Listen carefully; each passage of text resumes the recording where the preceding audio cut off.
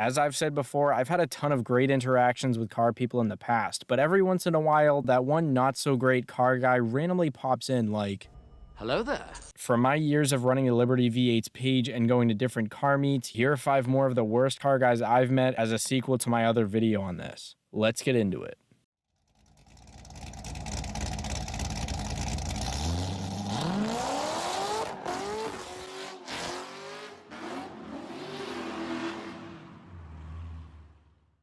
I pointed this out in the beginning of that other video, but I'll quickly say it again. If you've done any of these things, it doesn't automatically mean I don't like you or you're some terrible person who nobody will ever like. This is just my take on these experiences and what I thought of them, and it's only really for entertainment purposes. Now, without going on and on about that so nobody's gonna get offended, the first car guy for this list is the one who talks like a know-it-all but really has no clue what's going on. I'll start this off with a story. Back in the day when I was a wee lad in high school, one of my friends couldn't get her car to start to go home. So knowing that me and most of the people in my friend group were into cars, she asked a few of us for help. Keywords there are most of us were into cars, and she asked a few of us for help. The ones who were actually into cars talked and thought of some stuff, and as we're discussing, one of the other friends with us said, "I think it's probably the drive shaft." The prophecy is true. After some awkward silence, he got a little annoyed and moody when we didn't all dive under the car to make sure the drive shaft was okay, so now the car could start. I'm not saying it's bad to be wrong. You'll never learn if you don't try, and when you're starting out, you're going to be wrong or clueless a lot. There's nothing wrong with admitting you don't know or asking questions either. My problem is when people don't know and they stay so adamant about what they think and they can't admit that they don't really know. It never helps to have an ego while you're learning, and it's not going to end well if you go into anything new acting like you're an expert. Probably needless to say, he never ended up trying to learn car stuff, and he usually even makes some petty comment when we talk about cars. So I don't know if that first experience scarred him or anything. The second person on today's list is the car meet royalty person, who thinks they're special and sometimes will even point out why they should be at a meet. This one also comes with a short story. One time at a Cars and Coffee I went to with my friends, there was a Tesla Model X. Now, beyond just how I feel about electric cars and people who drive them, we all know the unspoken rules of a car meet. Probably one of the most obvious ones is you don't touch other cars. I actually can't remember ever seeing it happen, even though I know it must with the amount of car meets and children who go to them. But really, it's just that obvious, especially at more sophisticated, chill morning Cars and Coffees. Anyway, taped on the back of the front storage space of this Tesla were 4 pieces of paper in a row. The worst one was on the left, but they all really say a lot about the driver. The first page said, "Do not touch," in all caps, and below that said, "I don't even let my wife or kids touch this car." With that statement, I'm surprised he even has a wife.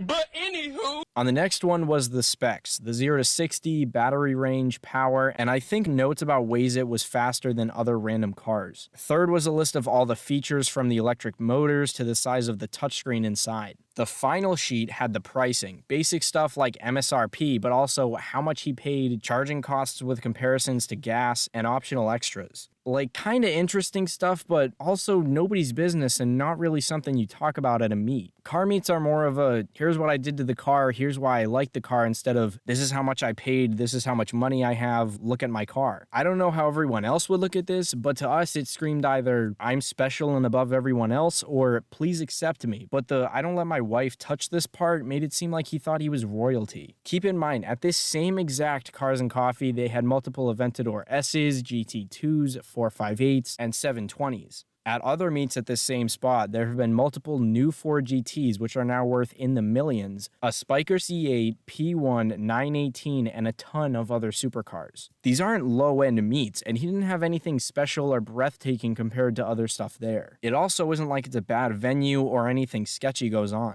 I do get it, he doesn't want anything to happen to the car, I hate the idea of damage on my car, and I can't even afford anything near a Model X. But unless you've got something really rare, don't act like you've blessed everyone else with your presence. Maybe my friends and I read way too into it and it sounds immature. His choices didn't really change my life or the meet at all. People also told him to rev it as he left, which was pretty awesome, but the fact that he wrote all that stuff to try to either make himself look better or justify why he was there made me cringe a little bit. I've never been a fan of the whole I'm hot shit mentality though, no matter what you drive or what you do. Third for today is the person who runs over to a car right when the person shows up. I mostly see people under like 16 years old doing this, but I've seen a few older people do it too. This gets a little bit annoying for a couple reasons. First is that when people show up at a meet, especially if they drove a little while to get there, they don't always want to have people in the way of them getting out of the car. Maybe they saw cool stuff on their way in, and instead of talking immediately, they want to walk around. They also might want to grab stuff out of the car or do something to get it ready, like pop the hood. Either way, I feel like it's just best to give them a little space and wait till they walk away to go look at their ride to be considerate. It's also annoying because depending on how many people are there and the location, parking at a meet can kind of be a pain in the ass. If people start walking around the car getting pictures when they're trying to find a spot, then that gets annoying. Then if there's people behind them when they have to back in, that's aggravating too. And to take it back to the first part of this one, then after getting a little annoyed from parking, they've got people running up to them in their car while they just want to get out. Like I said, I haven't seen it happen a lot, but I've definitely seen it, and it's an easy thing to stop. Just be aware of what people are doing at a meet and give them some extra space when they first show up.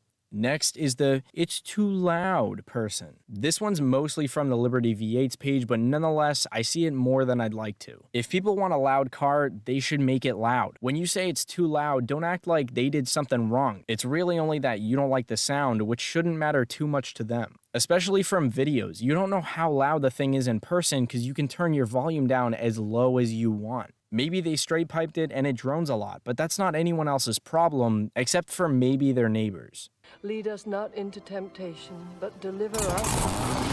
I admit, sometimes I'm a little bit of a hypocrite with this one in the opposite direction. If I see something nice that can sound really great like a ZL1 or Hellcat, but the owner keeps the exhaust completely stock, then in my head, I wish they'd just open it up, even just a little bit more. But like I say, to each their own. This also kind of ties into the speed elitist person from my first Worst Car Guys video. A lot of times these people say, it's too loud for how it barely moves and it's not fast. I've said so many times, what my first mod for so many cars would be is a new exhaust, or even just exhaust modifications. For my own cars, I wouldn't straight pipe anything, especially right out of the gate, but a good example is a mid-muffler deletes for Challengers or spending a little more and getting better variable setups from Corsa or Borla exhausts. And you never know how far into a build someone is. They might have plans to boost it in the next 2 weeks, or maybe they just care about the experience of driving it instead of only making it as fast as possible. To me at least, the driving experience, meaning the looks, feel, and sound, matters a lot more than the speed alone. Lastly for today is the person who's like, you ruined the car. This one's a little similar to the "it's too loud" person, but this doesn't only have to do with how the car sounds. It can also involve how it looks or a certain feature it has. I mostly see people say this about wraps, even though, as far as I know, if you heat it properly and take your time, these are one of the simplest things to undo. I also see this one mainly on the Liberty V8's page and basically just on Instagram, but I've been seeing it ever since Street Speed 717 started doing crazy wraps on a Z06 in 2016. I really can't believe that was 5 years ago already, and I feel so old saying that. Probably the next most common things I see this about are butterfly doors or bag suspension. Modifications to the door like that are usually reversible nowadays, but a lot of them used to permanently affect the door bracket mount spots, so it used to be very expensive and time consuming to undo it, if not impossible. But since everyone knew that was a big downside of getting Lambo doors or anything like that, it seems like it's become the market standard for these types of kits made in the last like 5 years to be fully reversible. So even from that point of view, no, they're usually not ruined because you can undo whatever the person did. The other reason why people aren't actually ruining the car is that if you don't plan to buy it and the car isn't some rare collectible stored so that the general public gets to see it and enjoy it, then it shouldn't matter to the owner whether everyone else likes it or not. I've got 2 honorable mentions for this list, and the first one is the guy who never stops cleaning his car at a meet. This doesn't actually bother me, I more so think it's a little funny, and if these people want to spend 8 hours a day cleaning their car, then that's their choice, good for them. But the second to last time I was at a meet, I noticed the worst example of this I've seen. We got to the meet at like 9:30, and a guy was already there cleaning his Velocity Blue GT350, a very nice car. We left around at least 1 p.m., and I'm pretty sure he stopped wiping off his already clean engine and front bumper about an hour or half hour before I left. It's awesome to have a car that clean, and he must really love it, so props to him, but enjoy the meet a little, you know? It's about seeing other people's stuff too, and it really doesn't make a difference to anyone if your coolant reservoir is a little dirty. Another honorable mention is people who comment on my videos sounding like they're personally offended because I put memes in the videos instead of only talking the stats the whole time. Honestly, this one doesn't really matter. I just kind of wanted to get it off my chest because there have been a few people since I've been doing YouTube saying it. But overall, I love the support, and probably for every 10 great comments, I get that one crappy one. So it's all worth it, and thank you to all you guys. Let me know if you guys have any good stories about good, bad, or just weird car person encounters. I know there has to be some out there, and I genuinely want to hear them. For anyone new to the channel, I upload American car news and content like this every week. If you have any questions or requests, leave a comment below or send me a message on Instagram, and I'll make sure to get back to you. As always, thank you guys all so